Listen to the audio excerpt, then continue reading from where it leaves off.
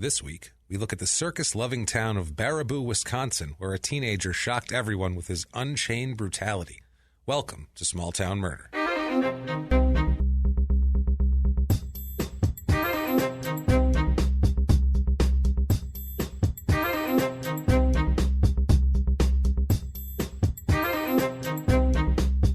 Hello, everybody. Welcome back to Small Town Murder. Yay! Oh, yay, indeed. My name is James Pietragallo. I'm here with my co-host. I'm Jimmy Whisman. Oh, we are so excited to be joining you this week. Damn right. Thank you guys so much for hanging out with us and coming back again this week. And if you're a new listener, welcome aboard. Welcome back. This is a crazy New listeners are story. not welcomed back. They're not welcome back. They're welcoming. We'll welcome them in. Jeez. Welcome. Grab a seat, everybody. Welcome. I'm the rest an idiot. of you. The rest of you, shut up if you've been here a while. We're welcoming the new We're people. talking to this guy. Yeah, they're going to have to get up and announce themselves. That's right. Anyway, thank you guys so much for your iTunes reviews this week. Super helpful. God, they're so helpful. I'm telling you guys, they're our life's blood. Yeah. On the business end, that is what makes things happen. That's what drives you up the charts. That's what gets you noticed, even though no one seems to ever fucking notice us. I don't know if you guys have noticed, but we're high on the charts. Yeah. We have a shitload of listeners. We have People listen. People give a shit. We have more iTunes reviews than Alec Baldwin and Oprah combined. Right. But we can't get a goddamn mention. Nothing. Anywhere. Nobody in an cares. article of all these, hey, this true crime podcast or these. Right. Never a mention. Right. We're not. Honestly, we're not a niche. Right. That's what it is. We've talked about it before. We're not a niche. No. We're not We're as broad as it gets. We're not 20. We're not women of a certain type. Right. We're not two gay guys. Right. We're not bro dudes Right. enough to get coverage and that sort of thing. We're just people doing a show. That's all we're doing. So it's really kind of it's tough. It's tough when we don't. It's fucked up is what it is. It's fucked up. But thank you guys. You know what? It doesn't even matter because you guys. It doesn't matter. You guys are why we're doing it anyway. I'm not doing it for newspaper articles. I'm not doing it for lists. Help to make more money, but still, I'm just saying, you guys. It doesn't matter. We get it from you guys, and that's all we need. Right. So thank you guys is what we're saying for that. We don't need the love of others. If your love is swelling so much that just makes your heart fill with something that you need to do more, you can. You can go on patreon.com/crimeinsports. That's our other podcast, but you should also listen to because it's like this except with sports. Crazy fun. Same thing. So you got to check it out. You don't have to like sports. You can also go to PayPal and make a one-time donation if you feel like doing that a little bit more. You do our email address, which is crimeinsports@gmail.com. We'll take it and do that. appreciate the shit out of it. And God is every dime so appreciated. Boy. You guys have no idea, and we'll tell you just how appreciated later on when we do shout-outs and everything else. But first, we need to do a little disclaimer. Yes. A little disclaimer, of course. This is a comedy podcast. It is. It is. We're stand-up comedians, so jokes happen, and they're going to happen. They do. The facts are real. They're not. This isn't bullshit. We're not making stuff up. This isn't. There's no facts I throw in just for a comedic reason. I'd love to just add stuff. Hey, it'd be really funny if the guy did this now. That'd be great, but that's not what we do. The jokes come at the expense of, honestly, murderers for the most part, bumbling police forces, maybe some goofy little feature of a small town where every town is, a town that you're from. Yeah. Everybody's got a quirk. Town that I'm from, we all have quirks. And actually, too, in a few episodes, we're going to have a murder from my actual hometown. Really? Yeah. So you can Quirky hear me as fuck. rip apart where I'm from. So that way, no one can complain anymore because I will be much more brutal on where I'm from than anywhere else in the world. Anyway, deservedly so. Except maybe Santa Claus, Georgia, because that was a little weird. That's but stupid. Where we have today is even weirder and scarier than Santa. Right. It's not a themed town, but the town very much started and revolves around something that I find creepy as shit, and we'll get into this. Can't wait to hear. And that the crime is horrific, absolutely horrific. So stick around for that. But if you think that true crime and comedy never have any place together, don't stick around. You're not going to like this. No. You're just not. So this we appreciate fun it. For you. We'll shake hands, part ways, part as friends. You don't have to, send us nasty messages or anything like that. Thank you very much. If you're still around, you're in on your own volition. So just buckle up, assholes. Let's go. Just shut up and give you murder. Let's do this. Because guess what? We are assholes, but we are not scumbags. Exactly, Jimmy. That's it. Why. We never, ever make jokes at the expense of the victim or the victim's families, ever. We don't try. We're not, like we said, we're assholes. We're not scumbags. So let's do this. Let's head back to the U.S., from Australia last week. It's so hot. Angry, drunken Captain Kangaroo. I got a sunburn on my bald spot. Oh, I'm telling you, it's brutal over there. The ozone layer thin. Yeah. Just thin. It's terrible. We said many times last week how it sounded like Wisconsin there so almost. Much like Wisconsin. So what the hell? Let's go to Wisconsin. Right. What do you say? Let's compare the two side by side. Cheeseheads. Let's go to Baraboo, Wisconsin. Okay. And kind of a silly name right off the bat. So that sets the tone. Sounds maybe. like an animal. It's actually not. We'll get into how it's named. It's pretty tame, actually, and boring, but whatever. We'll make fun of it and it won't be boring. Much like the majority of Wisconsin. Much like a lot of Wisconsin. If you drive through Wisconsin, which I have, it is just... It's a stereotype. It is every exit on the highway is cheese, cheese, cheese, cheese, more cheese. Competing cheese factory dealers and the same exit. Yeah. Breweries in the cities, and then you have your vineyards also. These small towns are just teeming with vineyards lately. Yeah. I don't know. Every small town we do with huge vineyards everywhere. My sister's married How much wine? My sister lived in Wisconsin for a while, and she's married to a native Wisconsin, like a guy that was born and raised there. My. And they all look just like Steve Avery. It's it bananas. It's They're all just so pale. Sorry, Wisconsin. With such white hair. You are very... It's bizarre. It's cold there, so we'll give them the paleness there. But you don't have to stay there. That's the thing. Let's get into Baraboo. It's in the south-central part of the state here. It's about an hour from Madison, which is the state capital, and where the colleges and all that sort of thing. But... No partying going on here in Baraboo, really. It's not Madison, we'll say that. 2 hours from Milwaukee. Yeesh. So, it's just kind of rural. It's a haul to get anywhere suburban. fun. Yeah, it's suburban Wisconsin. Okay. It's a boredom, I feel like, is a big deal here. And that's going to play a big part in what we're going to talk about this week.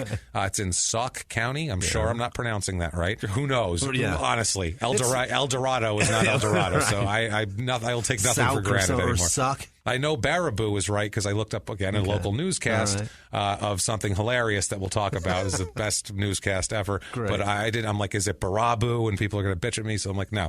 So everybody on Twitter, it's Baraboo. So relax. Zip code 53913, area code 608. 7.47 square miles, so not a tiny town, not a huge town, just kind of a small town.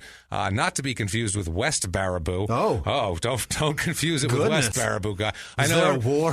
When I said Baraboo, everyone went West Baraboo. That's what I did originally, and then I said, oh no, it's just Baraboo. It's a famous West Baraboo, which is a smaller town, which is a suburb of this small town. Really? So that's really they just went and seceded from the Union. Yeah, man, you're like a fissure on a hemorrhoid at that point. That's not great. What's the point? What is the point? The town's website says right up front prominently, quote, "Welcome to Gem City." Oh, boy. So welcome, everybody, to Gem City. It's named after the nearby Baraboo Hills, which are designated as quote, one of the last great places by the Nature Conservancy because of their rare rocks, plants, and animals. Okay. It's hills were created by glaciers, obviously. That's kind of how hills form for the most part. Generally. Around that area. So that's why it's the Gem whatever the hell. Okay. First people to settle, it's a guy named Abe Wood, who sounds boring as shit. It doesn't sound like Abe Wood had no fun at all. He didn't drink. He was a whittler. He didn't smoke. He whittled. Yeah. He got up at like 4:30 in the morning. He was in bed by 7. Yeah, he made whistles and pipes. Yeah, that was it. He made a good duck call, probably. I see these are like duck people, You're damn I think. right. That's Abe Wood. I'm Abe. Very. There's a lot of real tree camo up there. Absolutely, man. Absolutely. He's just very, very stern man. Beats his children. Obviously, 1800s. A man named every Abe. 6 or 8 days. Maybe. Come on. I think maybe with a beard to keep warm. Knife. Yeah. It's probably bearded to keep warm in the 1800s up there, but it's originally called Adams, this village. The town became, in 1846, the county seat of Sauk County after what is termed a fierce fight with the nearby village of Reedsburg. Oh, boy. I don't know what that entails. I never could find out if there was like gunplay or if there was, I don't know what was going on. They were raiding each other's villages, like warring tribes. I don't know what was going on. There was a lot of drunken fists thrown. That's right, but Baraboo wins out, goddammit. It's incorporated into as a city in 1882, so you get that. It is, okay.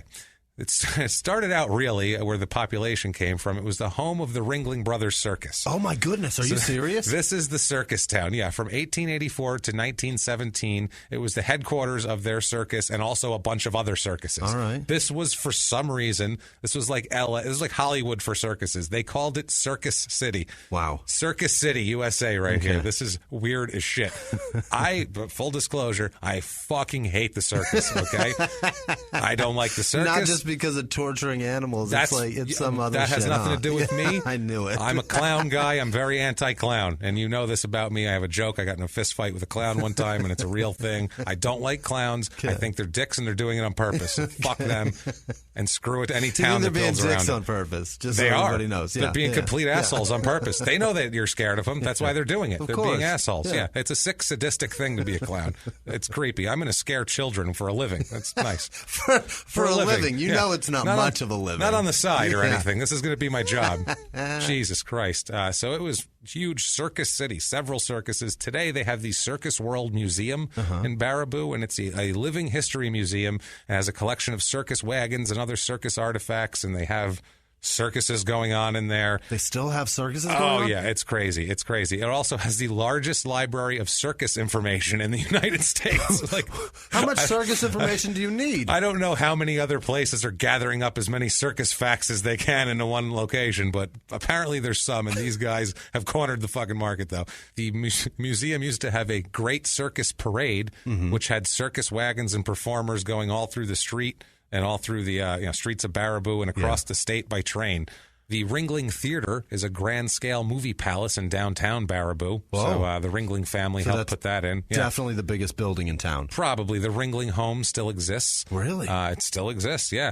There was a large munitions factory there during World War II called the Badger Army Ammunition Plant. This place is important. It is. And also, too, Circus Aircraft was there as the maker of the world's best-selling single-engine aircraft, the SR-22. Okay. Was the first manufacturer to install a whole-plane parachute recovery system on their aircraft. The whole plane has a parachute? Yeah, it'll just float to the ground safely after a loss of control. Fascinating. That's amazing. That's like a toy rocket or something that's coming down. Yeah. It's super strange. I think everybody's heard of an SR-22, though. It's a very popular plane. Yeah, I guess it's pretty much the standard whatever plane. Now, in June 2017, this news report that I listened to is amazing, okay? At the circus, they have an 84-pound Asian elephant named Kelly. 84 pounds? 8,400 pounds. Oh my God. Asian elephant named Kelly. Okay. So one morning in June of 2017 of this year, early in a Friday morning, somebody goes outside of their house and realizes there's a goddamn elephant in their yard. It got loose. So the circus director, a guy named Scott O'Donnell, said, this kind of escape isn't common. It's like, I should sure as shit hope not. It's a goddamn elephant walking around. It's an 8,400-pound animal. Destroy whatever it wants. And who's going to do anything about it? Apparently, she's attracted this elephant to anything shiny, like the nuts and bolts of the enclosure. So she released a couple of the bolts holding a latch hinge. How smart are these giant animals? Stop keeping them locked up because they're too smart for this shit. Giving Kelly, actually Kelly was the escaped one. Kelly escaped. Okay. And then the Isla one went back in there. And they just went over just eating plants out of someone's yard, just eating up somebody's garden. Yeah. That's it. Now, the circus said, well, they highlighted an area that now we know was a weakness. It's like, well, I'm glad I didn't stomp an entire preschool class or something to find that out. Jesus How funny Christ. is that the elephant highlighted that and the people couldn't highlight that. They couldn't figure it out. But these elephants, an elephant's smarter they than will you. highlight it. So this tiny circus town with elephants walking through the streets, it's a crazy place. Population of this crazy place, 12,155 people, which is up a lot, about 14% since the year 2000. Pretty average on a lot of the stats. A few more males than females, which is a little odd. Cool thing, median age there, for the first time, is exactly the national average, 37.4. So they're exactly average on that. More old people than usual, slightly less kids. It evens out a little bit. Okay. Normal and everything else, married, divorced, a few more widows than usual, but there's a little more old people here than there usually is. Racial breakdown of the place, it is 93.5% white, which is what you'd expect from a small Wisconsin town. Any town outside of Milwaukee, pretty much. Is that percentage transparent, actually? Because they are so clear. It's 91% insanely pale, and then there's like 2.5% that are just white. They're just considered white. 1.5% black, less than 1% Asian, which is way under the 5% normal. 3% Hispanic. So it's a pretty white town, I would say. Just a little town in Wisconsin. A little more religious than I would expect, honestly, for the northern area up there. 51.3% religious, which is actually over the national average by a couple percentages, which we normally don't find in northern states. Right. So that's interesting. Most of the people there, of the 51.3%, are in the Church of the Circus, which is a clown church. I'm just kidding. There's no clown church. Jimmy looked at me nodding his head like, okay, Church of the Circus. Keep going. You were buying that shit. Okay. No. I'm in. 20% Catholic, 20% Lutheran, a bunch of just other Christian denominations, 0%. Pray to the bearded lady. That's right. It. They do. They have a clown up on a cross. It's very disturbing. It's very odd. Very odd. That would terrify me. Oh, I would run up and punch it right in the dick. I don't give a shit how sacred it is to you. Boom. I would hit it in the dick with a dancing monkey. That's right. Yeah. Who's tied up now, asshole? Let's see what you got. Yeah, you want to blow up some balloons now? I don't think so. You're going to need your hands for that, dick face. Exactly. 0% Jewish, 0% Muslim, as I might expect, honestly, in Wisconsin. 59% Democrat, 40% Republican here, so it's a more democratic area. The economy here is not going terribly. It's just it's a blue collar place. That's why it gets so democratic, because up there in that general area between Detroit and union cheese workers. That's where I was going too. with Yeah. it. You're probably going to get that. A lot of union cheese workers and. Are cheese workers union? I would hope so. The cheese union. The cheese union. Very powerful, the cheese union. Don't fuck with the cheese union. I'm sure there's a dairy union. It's got to be. I am positive there's some sort of dairy worker union that is and very the cheese powerful. Guys are part of it. They're part of that. I'm the cottage ones. You had to ensnare them. Yeah. If you don't have cottage cheese on board, you're not going to go anywhere in this business. You're not doing anything. Low unemployment rate. By the way, we had a listener send a thing in very, very lengthy, and I appreciate all the effort put into the message about unemployment rates and how they're not really that reflective of things. We understand this isn't like an exact science on the unemployment rate. It's just if it's 3% or 25%, you can kind of get a whiff of what we're talking about here. That's not the end all be all. Right. So we just wanted to clear that up with somebody because we've had one town that was like 25%. Right. Clearly, there's more unemployed people there than this town that has 3.5%. Sure. So it's that sort of thing here. Median household income is $39,923, so right about $40,000, which is a little less than the $53,000 average here. The people here, the jobs, 30% of them, a good chunk, 30% fall in the $25,000 to $50,000 range. Okay. So it's blue collar, and then there's also a good amount in the $75,000 to $100,000 range. I guess cheese managers, they're overseers of the cheese factory. I guess they make a little more. And then very little, only about 20% of the average of $150,000 or more in earnings. So it's not a lot of wealthy people. Cheese doesn't pay very well. Cheese doesn't pay well. You might be able to, you'll make a living. Right. You can live in this town, have a nice little life, go to the circus twice a week like everyone else. Doesn't pay well. That's right. Go to church at 10 o'clock Sunday morning like everybody else. Get home, see the Packer game. You know how it works over there. And the jobs here, very, very blue collar again. Not a lot of engineering, computer science, management, business, finance. All those are lower. Yeah. Meanwhile, your production, transportation, material moving is like 3 times the average, that sort of thing. Yeah. So I assume cheese falls into the production. Probably. I would imagine. Material moving is the shit scooper. That's the shit scooper and the dairy. Right. Cost of living, we do 100 being par for cost of living. That's like average. Cost of living here is 90. Most things are pretty normal. Housing is a 71. Okay. So that's a little lower, just, kind of commensurate with the income, which is good.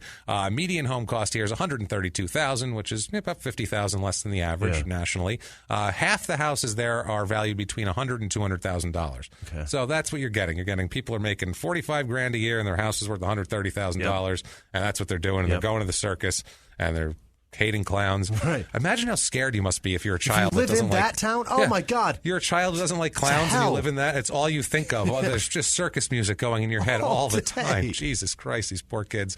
Baraboo, Wisconsin, real estate report. Fantastic. I've convinced you to move here. 2-bedroom apartment here will cost you about $780. I found a few houses here. I found a 3-bedroom, 2-bath, 1,600 square foot beauty. Not bad. For $174,900. You want to jump on that? Yeah. Lots of offers already, so get right on that. If you want to spend a little less, I found a 3-bedroom, 1-bath for $110,000. A little starter home there. And if you want to go all out, you are the manager of the cheese factory. You are him. You're running Mr. it all. Kraft. You are Mr. Kraft. You're running Mr. it Munster. all. That's right, baby. You're Mr. String right here. Polly-O himself. It's a 4-bedroom, 4-bath, 3,300 square foot, very nice house for $250,000. That's not awful. Very reasonable for a house of that size and anywhere else in the country probably, except for small towns mainly, which is what we do here. Things to do in Baraboo, Wisconsin. I can guess a couple already. Well, number 1, Devil's Lake State Park. That's number 1? Well, I'm just going to say that first. Devil's Lake State Park. They really want to push that. Of course. They probably get a couple bucks on the parking, kick back to the town. So they want to push the state park there. As long as there's toilets, because that's the only way they can charge to enter a state park is if there's running water. That's it. Yeah. And, of course, the Circus World Museum. You betcha. That's it, man. Devoted to circus-related history. That's what it says on their Wikipedia page. I'm like, devoted to creeps. Devoted to scaring the shit out of children for over 100 years. Yeah, during the summer it hosts daily live circus performances. Terrific. Frightening as it gets. Every damn day we put a bear in a skirt. Every fucking day. We make an elephant do some shit, and then we send children home with nightmares for the rest of their natural lives. Enjoy. Thinking they can tell an elephant to sit, and it will sit. Yeah, no problem. Yeah, that's when they're in the yard. Sit, elephant, and it stomps them. Right. Nice. Sit on this beach ball. No. Fuck you. Jesus, it's terrible, man. Crime rates in this town, what we're here for. The crime. Property crime, burglary, theft, all that sort of thing. It's very high. Yeah. It's a third higher than the national average and about double the state average. Yeah. So very high. Can't trust those shifty circus folk. They're coming in and out. They're all covered in makeup. Smell like elephant shit, so you should be able to catch them. Travel around the goddamn country. Yeah, They're carnies. exhausted. They're goddamn not going to work. carnies. Yeah. Sons of bitchin' carnies. There is probably unsolved rapes everywhere from these people. I know it. Violent crime, murder, rape, robbery, and assault is low. Really? Very low, almost 1/3 lower than the national average, and even slightly lower than the state average. Okay. So it's a pretty crime-free little town. They're happy. They have a circus. Yeah. I guess a nice place to grow up if you're not scared shitless of clowns. Yeah. But let's find out about some people who it wasn't such a nice place for. Fantastic. Especially growing up, like these people. Yeah. This story here. Let's start out. Set a baseline in July 4th, 1994. Okay. 4th of July in Circus Town, USA, baby. That is Circuit City, Circus City, USA. It's really hard to say and not say circuit. Yeah. Still, though, they're more relevant than the circus, I feel like. So even a bankrupt electronics company is more relevant than a fucking circus to me at this point. Everybody's dream, 4th of July in Circus Town. Can you imagine? Elephants wandering through the streets. It was glorious. So much red, white, and blue all over those poor animals. Yes. We have a family, the Steiner family. Their son, Chris, is 14 years old. Okay. He goes to bed. Everybody goes to bed on the 4th of July, and they had their fireworks. They all had their bratwurst, I'm sure. You betcha. Just a block of cheese. Everybody had a nice time. And then when they just pass it around and nibble on it. You know they do. Yeah, there you go, buddy. It's like a joint. That's a Wisconsin. They call that a Wisconsin joint. That's called a Wisconsin doobie right there. Just a big hunk. A big hunk of cheddar.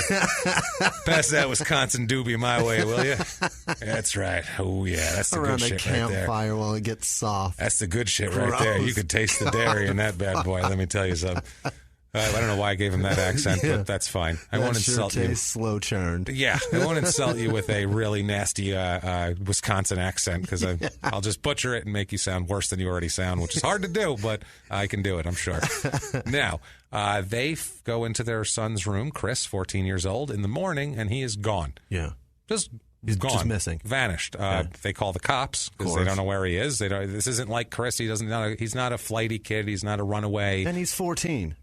He's 14, but he's not like a troubled 14-year-old who like, oh, yeah, you got to put in juvie a couple times. Right. And he could be in the next town doing heroin by now. You never know. It's not that. He's just a kid who would not go out and be gone like that. Right. So they call the police. When the police arrive, it's, they fulfill these parents' worst nightmare by saying that there are signs of an abduction. Mm-hmm. It's a clear-cut case of that. The bedroom window screen, the screen on the window had been sliced open. There were muddy footprints all over the carpet.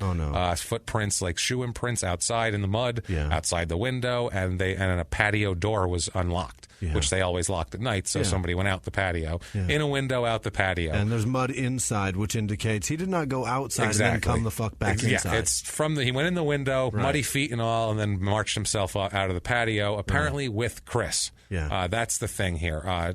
Local authorities here, obviously this is a big deal. It's a small town. They checked all the clowns first, obviously, to see where they were. And once they all had alibis, they said, okay, now we at least know he wasn't, killed by a clown, which is the first thing everyone thinks, obviously, when a kid goes missing here. But it's a big deal. I checked the trapeze guys. They're the ones that are so easy to get in and out of things. That's true. An elephant could have eaten him. We have no idea.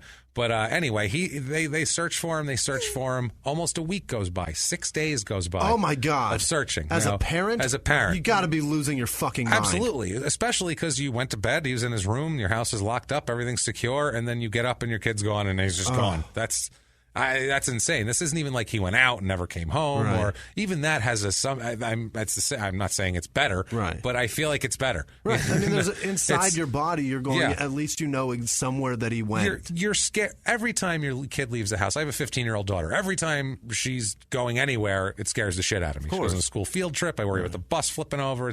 We all do this. You know what I mean? You do this shit, but like once they're in, it's a bit extreme. That's how I am, man. I have a lot of anxiety. I worry about everything. A school bus mechanic? No, I worry about everything. You have no idea. I'm a complete disaster inside. It's a complete mess. This is just holding it together is just a thin front for you people. Okay, it's all it is. You wouldn't like me if you knew what a disaster I was. So. Anyway, they're looking for this kid. Yeah, once you put the kid in his bed, that's it. Yeah, they're secure. They're good now. Yeah, you can check on them later on or whatever. It's the safest place they can be. They're in my home, in bed with me. This is perfect. This is where you want them. It's the safest place in the world, except for this poor Chris Steiner, young man here, who is found 6 days later. Dead, of course, draped over a partially submerged tree on the edge of a river sandbar. What? Yeah, that's where they find him. Just kind of, if the current took him onto a tree type of thing. So they're obviously the water put him there. Yeah, they're obviously. Holy shit. Yeah, he's like kind of half on the log, half over. So they're obviously thinking that looks. Suspicious. Yeah. Somebody breaks in. This kid's, drowned in here. They do an autopsy.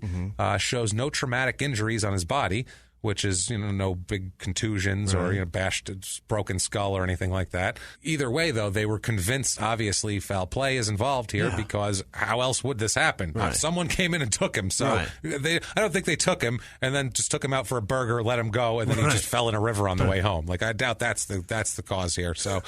It's a crazy thing here. No traumatic injuries. The cause of death is drowning, but it's officially listed as undetermined. Okay. And we'll get into exactly what that is here. Cause of death, there's a cause and manner of death are different things. Okay. And this is kind of confusing, and it confused me for a while before we started doing these podcasts about this sort of thing. The cause of death is generally lack of oxygen. Exactly. The manner of not having the oxygen is drowning. Exactly what it is. It's exactly. If you strangle someone, the cause of death is obviously oxygen deprivation. And that's the thing. The manner of death is actually asphyxiation. What it is. Well, there's four categories: natural, accident, suicide, homicide. Holy shit! So that's it. So yeah, natural, accident, suicide, homicide. Okay. Those are your four. That's your big four. That's your big four right there. So they rule this undetermined. Okay. So this is neither of them. They don't know what the hell happened because there's no evidence of anything. They figure he was killed, but there's no physical evidence of it. So that it is what it is. It goes unsolved. Drowned kid, undetermined. They have no idea where to look. There's no physical evidence. Wow. They have muddy footprints. What are they going to do? Go around like Cinderella to everybody's foot and see if the muddy footprint fits? Tough. And 12,000 people in the town. It's kind of difficult. Or 10,000. How many were there at that time? That's the Steiners. They've lost their son. They have no idea why, how it happened. Neither do the medical examiners. Neither does anybody. It's just undetermined. With that was 1994, 4th of July. In 1995, the Phillips family moves to Baraboo. They come in, the lore of the circus was too much for them. They have a 13-year-old son named Thad. Okay, a nice 13-year-old kid. It's a nice family. On July 29th, 1995, Thad Phillips wakes up in the middle of the night. He fell asleep on the living room couch watching TV, which, it's summer vacation. It happens. You watch some, I can't tell you how many times it's summer vacation I fell asleep on the couch watching TV because you are allowed to stay up late and watch TV, or your parents are asleep and you can do it because you don't have to get up for school in the morning. I'm 36. I still do it. Oh, it's fantastic. It's a great feeling. It's a great feeling. It is a great feeling, but normally you want to be woken up by a loved one that takes you to a bed or just says, get your ass up, you're on the couch or something like that. Instead, he wakes up by being picked up from the couch and carried through the house. He thinks it's one of his parents. Yeah.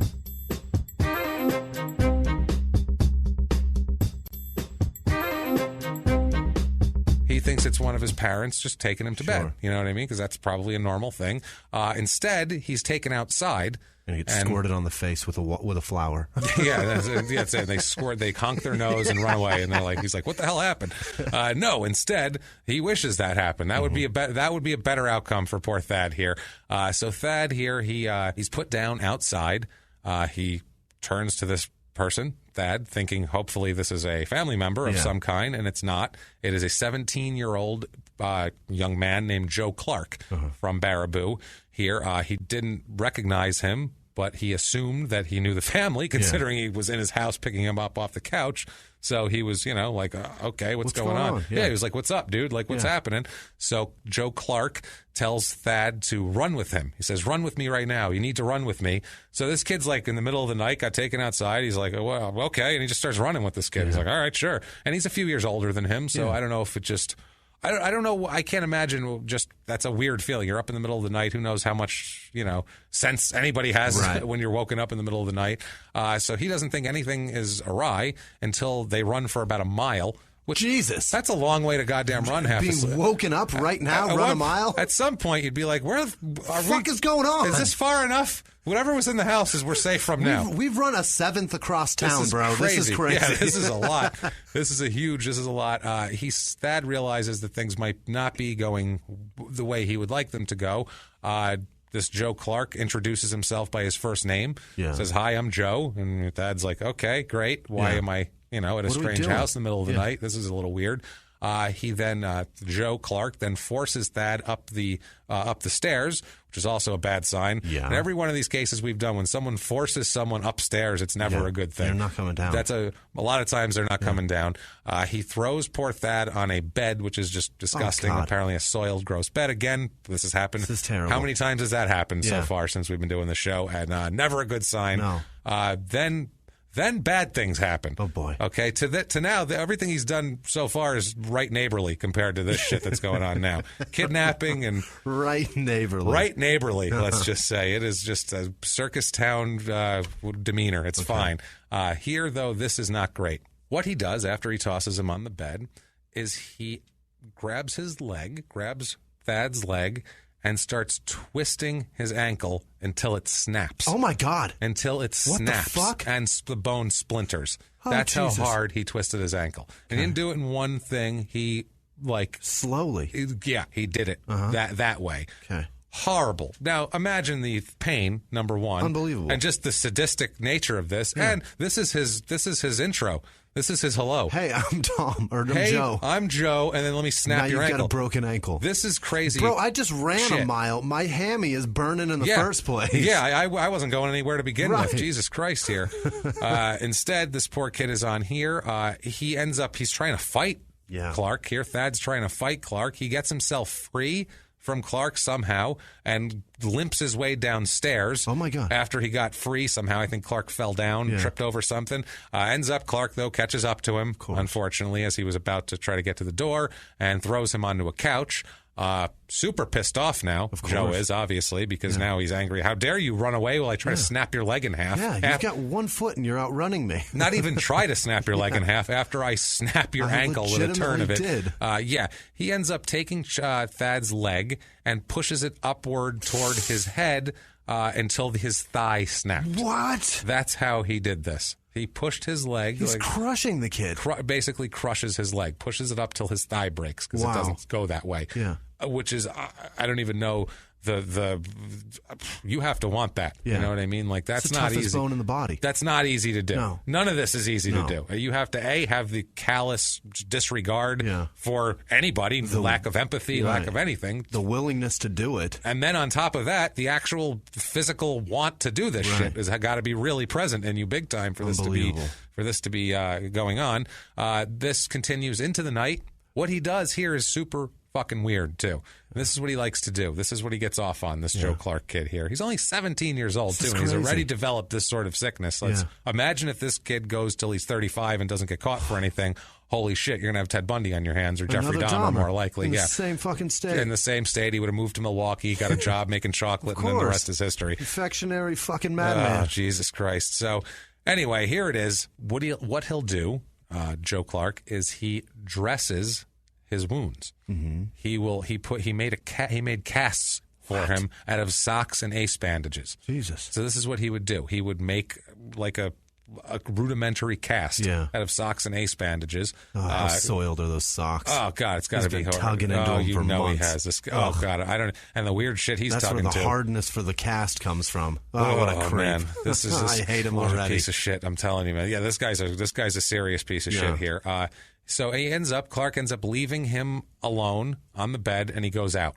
He goes out. Joe Clark just goes out. He's like, well, he's pretty fucked up. I broke both his legs. So, it's the other leg. It's the other leg. So he's like, I broke his leg, so he should be. He's got a thigh and an ankle. Yeah. He's fine. I'm going to get out of here. I have lots of stuff to do, so I'm going to take off here. Haven't you seen Misery, fucko? Yeah. This is they figure it out. You crush legs with typewriters. They figure it out. Yeah, he leaves. He comes back. The whole deal. It's absolutely insane. So Thad drags himself down the stairs with two broken legs.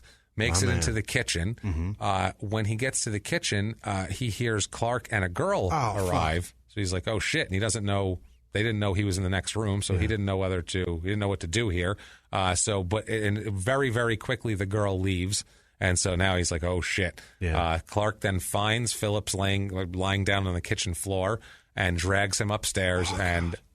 He makes him pay for it. He again just brutalizes him, threatens to kill him. The whole deal. I mean, he's raging on him completely. Thad can't do anything about it. He basically hopes that Joe will go to sleep. This is over the course of a day. He's like, I hope he goes to sleep and wakes up and just lets me go. Yeah. That's what he's thinking. Maybe, I don't know, maybe he's having a bad day. Yeah. Maybe that's what'll happen. But what ends up happening is as soon as Joe is awoken the next morning, he comes in and begins twisting his ankles and legs again, breaking every bone he can possibly break. What a dick. Feet, legs, tibia, fibia, you name it. He's breaking this guy's legs into horrible pieces, and he keeps doing this over and over again, and he'll make a rudimentary cast and act like he's breaking it again. That's what he gets off on. He's like, oh, now it's fixed again. Now I can break it again. And it's insane. Thad continues to fight back because it's horrific. Yeah. Clark throws a pillow at him and tells him that if he doesn't keep quiet and stop fighting, he's going to break his back and break his neck. So Thad somehow buries his face in a pillow and doesn't make any more noise or doesn't fight back or do anything while this guy's breaking his bones. And also, too, he'd take breaks. Like we had a couple weeks ago or last week, the guy with the Coke and chips, like he'll take breaks during it and have conversations with him. Like it's like, we're on break now. This is terrible. Like, this is fine. Like I punched out for my 15. It's all good. Let's have a conversation. Thad would try to talk to him. He said maybe if he sees me as a human, he'll stop hurting me, which is smart for a 13-year-old kid, honestly, because that's kind of what they tell people who are kidnapped like that. Try to humanize yourself to people. And never underestimate the will of a survivor. That's what I mean. Yeah, this kid's tough, and he's trying hard. He would ask him, like, why are you doing this? Yeah. He'd say, have you ever done this before? Yeah. When he asked him about that, Joe Clark tells him about something he'd done before. Oh, no. He tells him about a young man named Chris Steiner from last year. We remember him on the riverbank. And also another boy that he tortured. Oh, shit. So he's told him about Chris Steiner that he killed. He said, I killed this kid. Yeah. And then he said he tortured this other boy that we don't know his name at the moment here. Yeah. And he tells him he just likes hearing, he has kind of a fetish about hearing bones break. Jesus. That's what he tells him. He's like, I just like really hearing bones break. And he said he also had an obsession with, quote, fixing them afterwards. You're not fixing shit. You're wrapping it in a sock and an ace bandage and then making it worse, you fucking asshole. It's just so he can think that he's breaking the bones again, and he would do it again. He'd do it every time. He'd load up his feet in the socks, and they said they were very clean socks too. I don't know if he went out and bought a package of socks for this because I'm a doctor now, so it's all got to be real medically clean or what. I'm not sure, but he would continue to do it. He'd jump up and down on his feet and do shit like that, trying to break his feet. It was insane. Also, he'd play mind games with him. On top, not enough that he's physically torturing him. This is horrific. This is misery times 100. Yeah. This is absolutely insane and here. He's so young. Yeah, at least Jimmy Cahn's kind of an asshole. You know what I mean? Yeah. Like, it's whatever. Not the character. Actually, Jimmy Cahn's kind of an asshole. So he really is. You could see somebody wanting to torture him. But this is a whole different deal. I know the book was first, and the book is really good, Jimmy. You should read it. I know you haven't. Let's go on. So,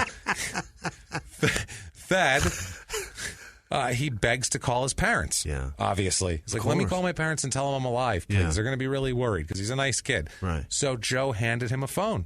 So here you go. Go ahead and call your parents. So Thad felt great about that, obviously, and then when he went to dial, the phone's not connected. He would do shit like that to him. That's what just an asshole. Yeah, just say no. Don't hand the kid. It's insane. At one point, Thad hears a phone ring in the kitchen, and it turns out that it was Joe's girlfriend calling him about a date that they had going on for that night. So he says that there's a phone in there. If I ever get to that phone, I can do this. Thad can do this. So Joe had to go for his date. Before he went for his date, though, let me just make sure to torture this kid some more. In some pain. So he did that. So he doesn't leave before I come back. Thumped him up, worked his legs again, jumped up and down on his feet, that sort of thing. His kneecaps were literally backwards. Oh, my God. Backwards. Jesus. That's how bad he did this. His ankles, this is horrible. Yeah. There was no bone or tendon. It was just hanging from skin. His foot and his ankle were hanging off of his leg with twisted skin. Oh, my God. That's the type of injuries we're talking about here. It looks like when you turn the bread. Yeah, it is. This is worse than misery. This is absolutely horrific here. So anyway, Joe leaves him upstairs in the second floor bedroom. He goes out on his date. Thad hears the door close, so he throws himself off the bed and drags himself to the stairs. With his hands. Yeah. Now he has before he had a little use of his legs where he'd sort of lean here and there. Wibble wobble. Here he has no use of his legs. Nothing. So what he can do is he can either stay up there or throw himself down the stairs and hope to not kill himself. That's all you can do. That's all you got. Just roll down the stairs, and I'm sure your legs are going to be hitting things, and that's not going to feel great either. Yeah. He's not like he's giving him ibuprofen or anything like that, or painkillers. He can slide like a penguin. Yeah, I don't know how he would get over there. Oh, that's true. He could do even then.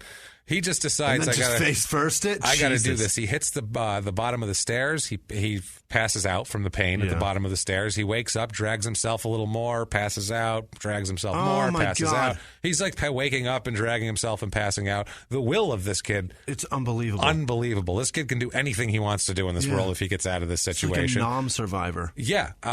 Again, here he gets into the living room and he hears the front door open. Oh, fuck. So he's like, shit. He pulls himself behind a couch and he can hear Joe's girlfriend now, because he can tell it's his girlfriend by what they're saying to each other. He didn't know whether to yell out. And then he's like, do I yell out? Or if I yell out, is he going to end up doing this to her too? Right. And on top of that, what if she's into this? What if she's like, oh, cool, I'll help you torture this kid. So he doesn't know what the fuck to do, so he just still freezes up, which I don't blame him, honestly. I don't know if I would have thrown myself down the stairs to begin with. You might just, I don't even know. You have to have some sort of real will inside to keep going on. She leaves after a little while, so this goes on for a little while. Yeah. She's in there hanging out, they're talking, blah, blah, blah. She leaves, and Joe finds him. Clark finds him, and it's... they say that it's pretty much a miracle that his legs and feet weren't just completely separated from his body after what he was doing here. His legs were swollen to the diameter of basketballs. Holy shit. And he would just do, at least once an hour, they said he would come in and work them over. I am sick to my stomach. It's hard. He would dress the wounds and then do it again. Oh, my God. So it's absolutely nuts. By the next morning, his blood vessels are broken during these torture. Yeah. He has huge internal bleeding, Thad. Of course. He has given him no food or drink, so he's severely dehydrated, and blood is pooling up in his legs. He's basically internally bleeding to death. This is a nightmare. This is as horrible a thing as anything we've encountered so far. And we've done some shit. And we've done some bad shit. The Tahoe guy, that was, the Herb Cotting, that was a nightmare, that guy. And Hawkins, Texas guy. There's been some bad people. I'm so sick right now. It's horrible. So it came to the point where while he would be beating him, Thad would just say things to get him to stop for 10 seconds. Yeah. He would be like, I hear your girlfriend outside. So Joe would go look through the window, and then he would be super pissed when no one was there and come to beat him worse. But he said he needed the break. It didn't matter. He knew he was going to get it worse, but to get that 10 seconds off, he said it was just he needed it to remind himself that he was alive. He said it's horrible. So he goes out again with his girlfriend that night. This time he locks Thad up in a closet. It's July, upstairs in a closet. Super hot, super sticky, Wisconsin summer night. He's dehydrated as shit too, and he can't do anything. So he starts looking around this closet for something to break the door down with, something. He just wants to get out of there and get to the phone, obviously.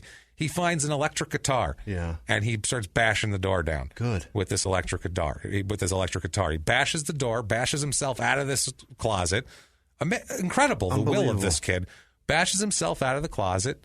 Problem is, now he's at the stairs again. What do you do here? These goddamn stairs. So he just says, shit. I mean, he basically didn't know what to do because he said, if I go down the stairs and I pass out and do this and he comes home and finds me again down there, he's probably going to kill me. Right. But if I stay up here, he's probably going to kill me. Right. He's told me about some kid he killed. I don't think he's just going to let me go here at this point with all this torture.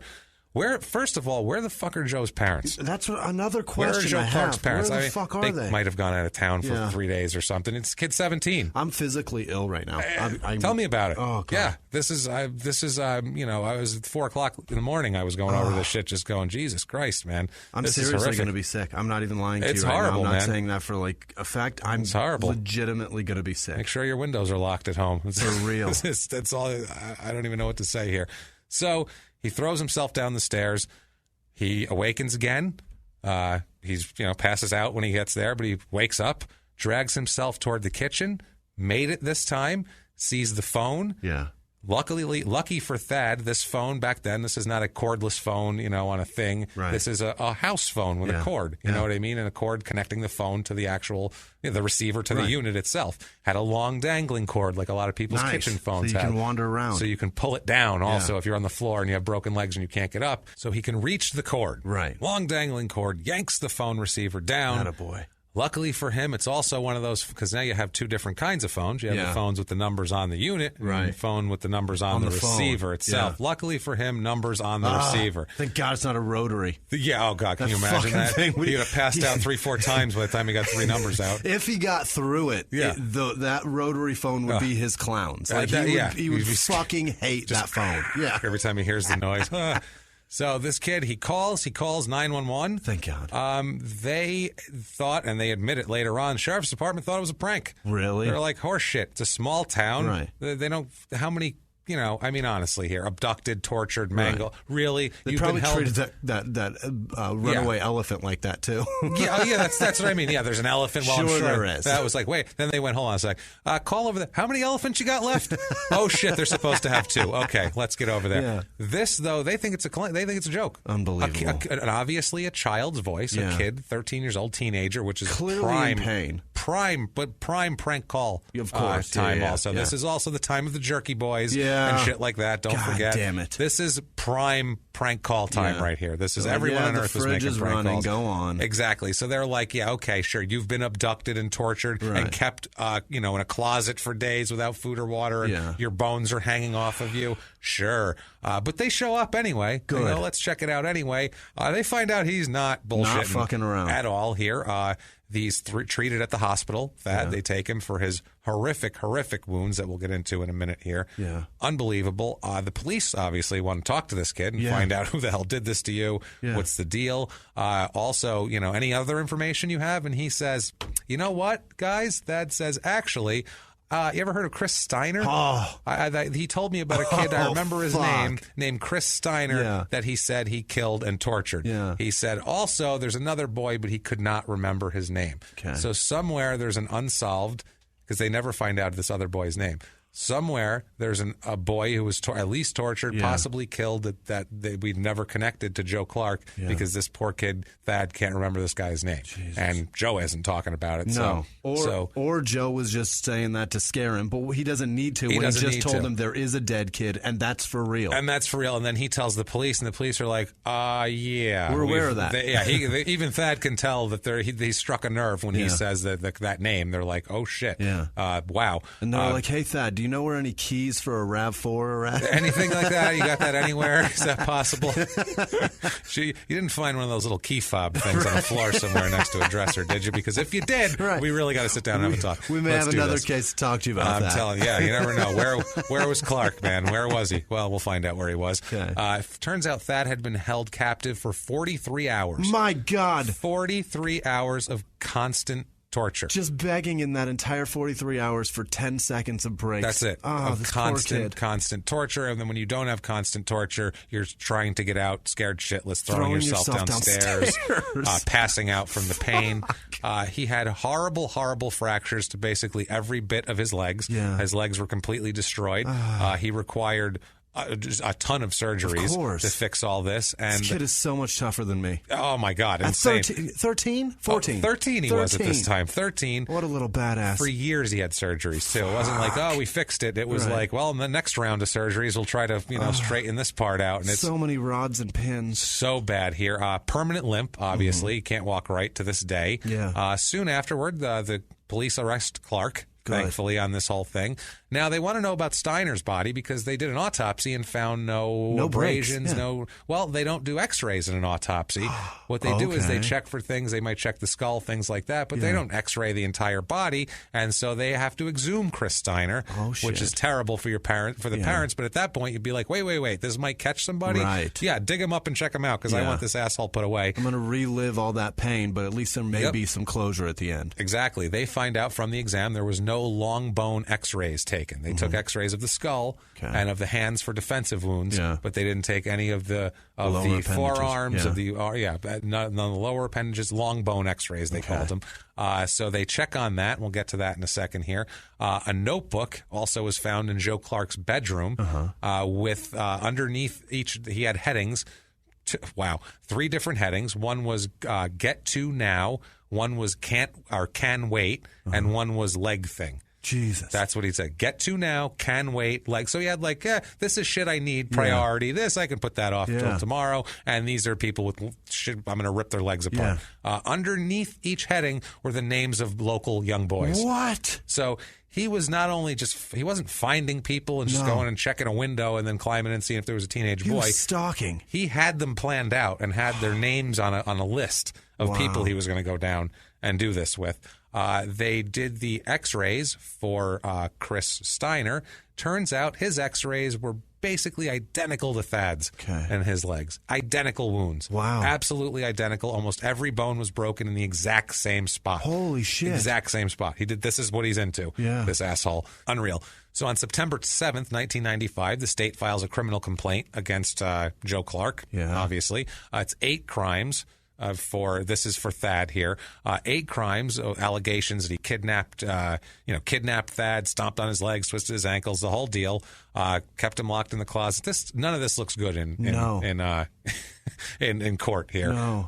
Clark, in black and white. In black and white. That? It looks really bad when it says, quote, this is from court documents, quote, threatened and suffocated him and kept him imprisoned in a locked closet without food or days until he was able to escape and call for help. Jesus. That sounds bad in court. That's just no one wants that read about them anywhere. Eventually, Clark, because the evidence is overwhelming, he was in his house. Yeah. I mean, the kid, he can describe everything. He's got a book that says leg thing and his name under it. Pretty good. Pretty sure that this is what happened here. That's a fascinating way to file that kid away. Leg thing. Leg thing. That's my leg thing. My leg thing. That's what I got out of it, too. What a weird thing to write. That's the thing. Yeah. The leg thing that I do. The leg thing. It's that basketball thing. Like we play horse in the driveway. Like, what are you talking about? Leg thing. Oh, Jesus. Absolutely that thing nuts. I tug to, that leg thing. That's so creepy.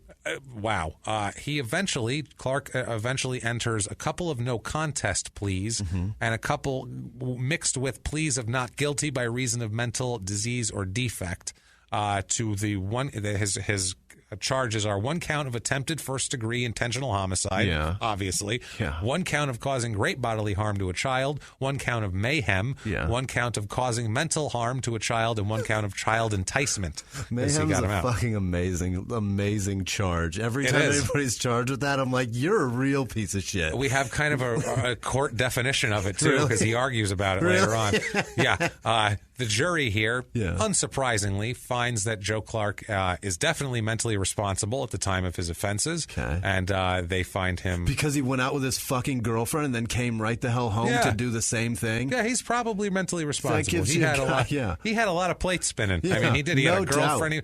He should have been in the fucking circus. Thank you. Thank you. He's so good at plate spinning. He's so good at plate spinning, and we'll talk about something else in a second, too. But, he finds him mentally responsible. He is found guilty. After the court sentences him, which we'll get into here in a second, the court sentences him here to a total of 100 years imprisonment for this. Holy shit. He gets for just 100 this one. years. Yeah. 100 years just for Thad. Holy shit.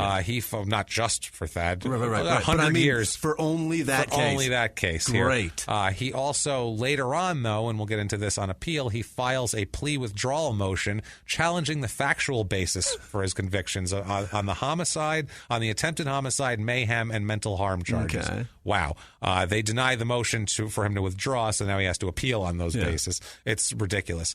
October. Was it causing mayhem? Then what the fuck were you doing? What do you call that exactly? What would you call that? That is mayhem, sir. Saturday very for definition. Yeah. Outside of Saturday for a normal clown, I don't know what anyone would call that. It's ridiculous. Tommy Lee should remove that tattoo, and you should strictly only have that tattoo. I agree. So October 1997, Joe Clark is taken to civil court over this. He is ordered to pay damages to Thad of $21 million in damages. Now, obviously, he's never paying that. He's in prison. Yeah. Unless his parents are a Ringling person, then they're never going to see $21 million. That's the thing. Yeah. Thad testified too. I mean, that's going to up that amount if you get the kid on the stand talking about how he enjoyed breaking my legs and torturing me and putting me in pain. Unbelievable here. Yeah, it's wild. One of the lawyers said, quote, Thad has been traumatized by this and he will never forget what happened. Of course. However, he literally saved himself. He broke through the closet door, dragged himself to a phone and dialed 911. But for him, the facts in this case would never have surfaced. Yeah. Exactly. He would have just disappeared somewhere. They would have found him on a riverbank somewhere. And the dude would have been finding another kid. That's what I mean. 3 lists. I'm sure he did the same thing to the other kid. He probably took him home. Chris Steiner, he probably took him home and did this to him here.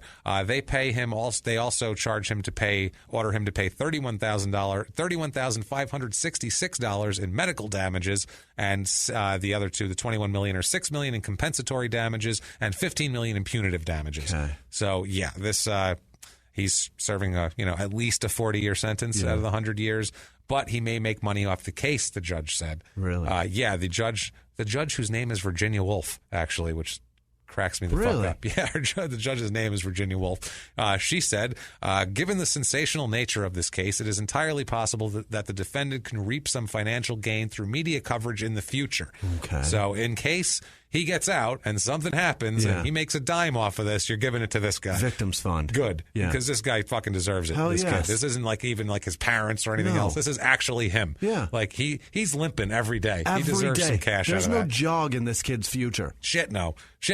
What he did here, Clark files motions right around the same time for a new trial for the Thad thing, and his lawyer asked the judge to throw out the convictions of the ones we talked about, mayhem, attempted homicide, and also he is to stand trial the next month on the death of Christian Steiner, the 14-year-old found in the river that we know about here, in court for the Steiner case here.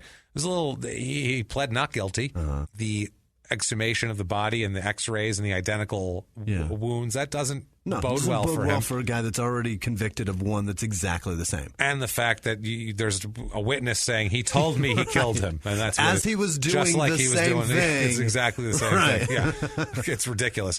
Clark's parents try to testify. Fuck they them. do testify. Yeah, fuck you guys. Watch your goddamn kids. Apparently, it wasn't at his house because I don't know how this ended up happening, but it had to be at a different house or something because his parents testify that their son was home asleep in his room on the night of the Chris Steiner killing.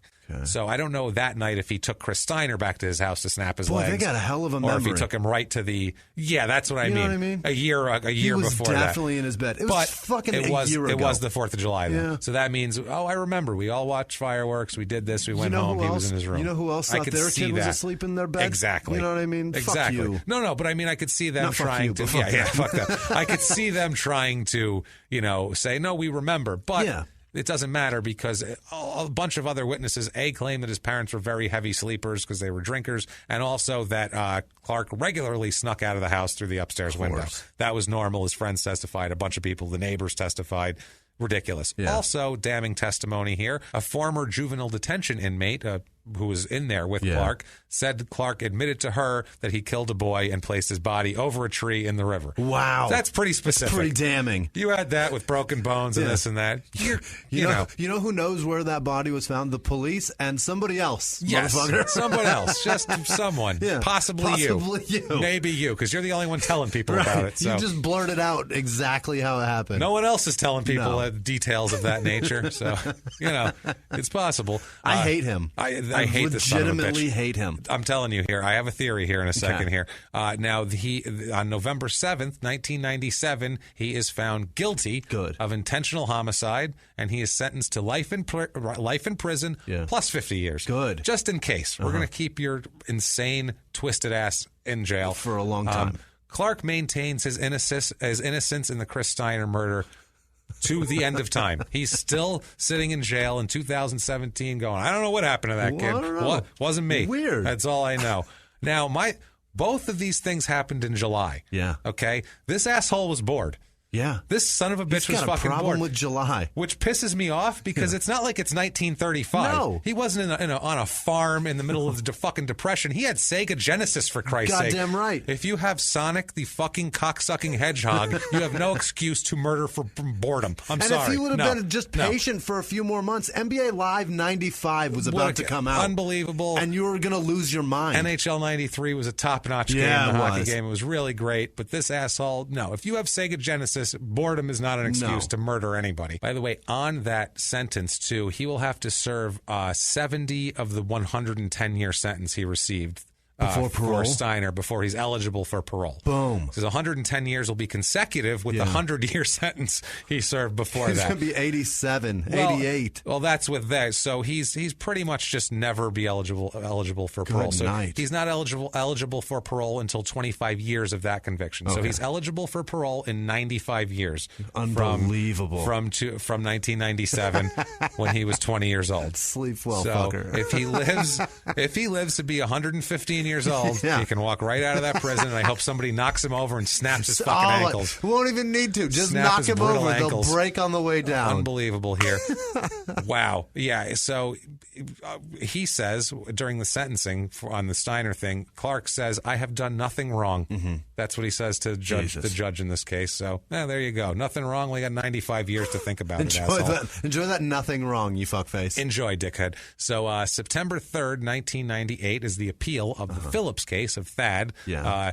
He tried to withdraw his plea. He says there's no attempted murder of Thad and no mayhem. Okay. He says, this is in the court documents. This is amazing. When there's ridiculous shit in court documents, I love it. It says, quote, Clark claims that causing multiple fractures to another person's legs does not constitute mayhem unless the victim suffers permanent damage as a result. His argument raises the question of the proper statutory interpretation of the term, quote, mutilates. What? That's what we're arguing in this. Holy hell. The statutory interpretation of mutilate. Oh, my Christ. So it says in the statute here that mayhem is committed by people with, quote, malicious intent to maim or disfigure, who shall cut out or maim the tongue, put out or destroy an eye, cut out or tear off an ear, cut, slit, or mutilate the nose, lip, or cut or disable a limb, or to a member of another person. That's exactly what they just said. That's exactly what they just said. Cut or disable a limb. You disabled two, sir. He's saying that he's trying to say, yeah, but they put him back together. So he has a limp, but he still has legs, is what he's trying to say. He still qualifies for a fucking handicap placard, you dick. That's what I mean. So the court here says in their decision, certainly an injury to a limb, which results in permanent loss or function with altered appearance, could constitute mutilation within the meaning of the statute. We do not, however, see anything in either the historical notion of mayhem or its current placement in the statutory scheme, which would require the victim's disablement or disfigurement to be permanent. So if you fuck somebody up, that's mayhem. Yeah. Doesn't have to be permanent. No. You can't be breaking shit. Yeah. They said the victim was deprived of his legs when he fractured his shit, so that's mayhem. Yeah. Tough shit. Also, he had half a loaf of bread for feet, you fucker. That's what I mean. Crazy. That's insane. I can't even fathom that. And dragging himself downstairs, throwing himself downstairs. Physically sick. Also, they say it's reasonable to infer that Clark knew these injuries would disable him from escaping. Yeah. And also, too, he threatened to paralyze him if he tried to leave the house. He said he was going to break his back and neck. Yeah. So he finds that it's not erroneous they say, basically, to get him on mayhem. And also, too, he says not attempted homicide. He wasn't trying to kill him. He says he didn't intend to kill anybody. What are you talking about here? The judge says, quote, the blood which pooled in the victim's broken legs was life-threatening. The pillow which Clark held over the victim's face could have suffocated him. The deprivation of food, water, or medical treatment would eventually have resulted in death if not for the boy's own efforts to reach a phone and call for help. The trial court's finding that the alleged facts, if proven, would establish an intent to kill was not clearly erroneous. You, sir, get the fuck out of here. Take a hike. Affirmed. Take a walk, dickhead. Yeah. So there you go. Keep on fucking. Keep on trucking and fucking. And I hope you're scared shitless by a clown at some point because you goddamn deserve it. Holy hell, man. So he's there. He's 95 years old till parole. His appeals are gone on it. He's screwed. Thankfully, he's there. Poor Thad is limping around Wisconsin somewhere. That's the worst I've ever felt. It's horrible. During hearing a story without sexual assault in it. You know what I mean? Like, because it was so calculated and so long, and so prolonged. Usually, there's a sexual assault, and then they murder him. It's not like, let me keep you around for 43 hours and torture you. Beat the living shit out of your legs. We've had one or two like that, but they weren't even it wasn't constant torture like that. It was like, you're going to sit there for a while. I'll punch you and knock you down. It's nuts. Thad His Phillips, legs were like bubble wrap to him. He just kept popping the bubbles. Yeah. He couldn't stop. That's what I mean. He needed it. He was obsessed with that. In 2009, Thad Phillips actually appeared on TV. Yeah, he appeared in in a television show called Escaped. In the, quote, Torture in Suburbia episode. Wow. He tells his part of the story. There was a couple little weird, I saw somebody somewhere on a comment board, somewhere on a message board said that they saw something about this on the Justice Channel or some shit. I don't have cable, so I have no idea. I didn't really look for them. I just did my own research and looked at court documents. Gotcha. So fuck those things. Anyway, moving on. Christian Steiner is buried at St. Joseph Cemetery in Baraboo. Okay. Nice stone. Yeah. Well, they should picture the grave. Nice stone. Couple of potted plants on the sides. Oh, that's classy. Nice. Yeah. Nice. Now, what I was going to say here, if he would have just broken and fixed his own bones, shoo-in for the circus. That's a fucking act. Never mind plate spinning. That's an act. At least snap the your ankle, fair. Wrap it up, then do like a little jig afterwards. Oh, forget about it. You're in at that point. You are circus folk. The sword swallower and the fucking ankle breaker. You're the ankle breaker. He's like the puzzleman in last week's. We have the puzzleman and we have the ankle breaker. So that is Baraboo, Wisconsin, and that is one of the most horrific stories I've ever even heard about. Never mind, actually had to describe in great detail and read gory, grisly court documents over. But it is what it is, guys. That's that. If you like that story, what you can do to help us out is you can get on iTunes. You can give us 5 stars on there because that helps us out tremendously. Doesn't matter what you say. We don't care. Tell us the make and model of your tire on your car. We'll be thrilled with that. And the size. And the size. What the hell? Do that up. If it just helps us out on the business end so much. We appreciate the hell out of it. And if it's not enough for you, if you need to do more and you loved it so much, you can get on patreon.com/crimeinsports, which is our other podcast that you should also be listening to, or at PayPal using our email address, crimeinsports@gmail.com. There you go. If you'd like to follow us on social media, you can do so at MurderSmall on Twitter, Facebook.com/smalltownpod. And Jimmy has a list of some wonderful, wonderful people who's helped us out so much with these donations and everything else this week. Guys, you're driving this thing. Thank you. We love you so much. You're making it really, doable for us. So thank you, guys. This life is getting easier thanks to you guys. And those people are Andrew Wigand and Wygand? I don't know. I feel so bad for fucking his name up. They like it when we fuck their names up, which is what I don't understand. But they know we're trying and we don't want to mess their names up. So thanks, Andy. Thank you so much. Lauren King, Nathan Keller, Jeremy Pendleton, Alice Lacey, Sarah Neely, Joel. Did I say Joel? I didn't say Joel. I don't think you said Just Joel. one name, Joel. Shannon D. Jones, Phil Varmuza, and Amanda Philly Turner. V. Yeah. Phil, that's it. Yeah. Jesus. Philly V. Adam Losey, Robin. This one is so brutal. Robin Jarulf. Jarulf. hyphen Setley. Nice. I like that one. Jarulf Setley. That's a brutal one. Carrington Maudry Cooper. This is This has got to be jokes, right? They're doing this to me on purpose. I would think so. Yeah, that's a... Amber Tomko, Zach Oberg, and he has a dog named Lundy that he sends me so many snaps. Cool. And you guys know I love dogs. Yeah, so yeah. Thanks, Zach, for sending me pictures and videos of Lundy. Jessica, she wrote a letter and said, I'm donating just to hear you ruin my name. I saw that. I want to hear it destroyed. Do it up, Jimmy. Give her what she paid for. Give the lady. I know you've been told that before. You've been brought into a room. Give her what she paid for. Give the lady what she paid for, will you? Jessica Hey, dance around. Shake your ass. She's paying good money. Let's do it. I think it's Corporate. All right, good. Corinne Price, Alicia Ramey. Or Rami, Mary, Marissa. Those are two different people, Mary and Marissa. Mary and Marissa. Leah Fiddler, Sarah Paling, Stephen Dean, Rebecca Elner, Meg Shattuck, Meg Shattuck, Devin Scott, Althea Fung, Nikki. I was getting on a roll. You were working Nikki it, Zarnecki, hey. Donna Getson, Ricky Tingle, Claire Jeans, Donna get some, motherfucker. Yeah. That's it. Donna get some. Claire Jeans or Jeans. I don't know. Yeah. We got one from, so we get a donation a lot from a guy named Dan yes. that doesn't want his last name used. And then we got He's a donation, man. exact same amount that he usually sends, and I don't remember his last name. So if it's you, Dan, I'm not going to say your last name, but the Dan that just sent us a large donation, thank you, Dan. Thank you. So, hononestly, that is so huge for us. We can't do this without you. You have no idea what that actually made us go, oh, God, that's helped so much. You have no idea. It came at a great time. It's incredible, so thank you, guys. Ashley Stevebs, I don't think it's Stevebs. I think she had a typo stroke, and it's actually Stevens. The B is right next to the end, my friend. It really is. That's why I mean it might be Stevens. Yeah. Or maybe it's Stevebs, and I don't want to ruin it. So if it is, Ashley, thank you. You have a lovely name, Ashley. And then Candace Smutpunks, thank you all so much for helping Seriously, a tremendous amount. We truly can't thank you enough. You keep this going, and fucking ridiculous. Literally put food on my table. Yeah. So thank you. What it is. Honestly, thank you guys so much for everything that you do for us because we couldn't do it without you. Like we said, we're not